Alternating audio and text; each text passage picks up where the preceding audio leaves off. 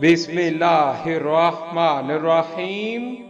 اللہ کے نام سے شروع جو بڑا مہربان نہایت رحم والا ہے، اور درود لا محدود حضور صلی اللہ علیہ وآلہ وسلم کی بارگاہ ناز کے اندر، بارگاہ پر انوار کے اندر، ہدیتاً عقیدتاً محبتاً نذرانتاً تحفتاً مودتاً ادباً پیش کرنے کے بعد، حضرت شیس علیہ السلام کی نصیحت۔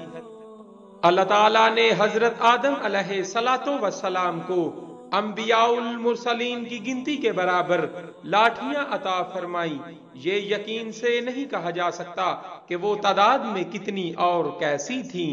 پس حضرت آدم علیہ السلام حضرت شیس علیہ السلام کے پاس تشریف لائے اور فرمایا، اے میرے بیٹے، میرے بعد تم میرے قائم مقام ہو، تو اس منصب و خلافت کو امارت التقوی اور عروۃ الوثقی کے ساتھ تھامے رکھنا۔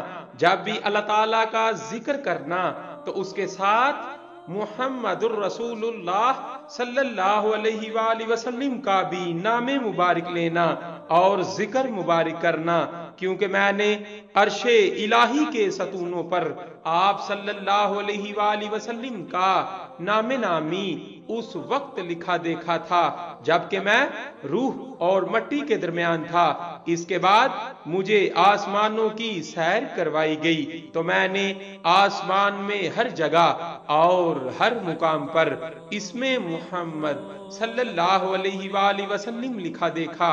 پھر میرے رب نے مجھے جنت میں ٹھہرایا تو میں نے جنت میں ہر محل اور ہر دریچہ پر اسم محمد صلی اللہ علیہ وآلہ وسلم تحریر دیکھا، اور میں نے نام محمد صلی اللہ علیہ وآلہ وسلم کو حور العین کی پیشانیوں اور جنت کے درختان سبز پر اور درخت طوبہ کے ہر پتے پر اور سدرۃ المنتہا کے ہر ورق پر اور پردوں کے ہر گوشے پر اور فرشتوں کی آنکھوں کے درمیان لکھا دیکھا ہے۔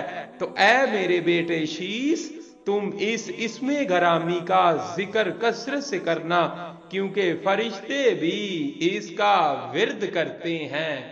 صلی اللہ علیہ وآلہ وسلم۔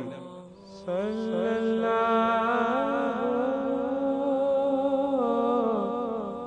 علیہ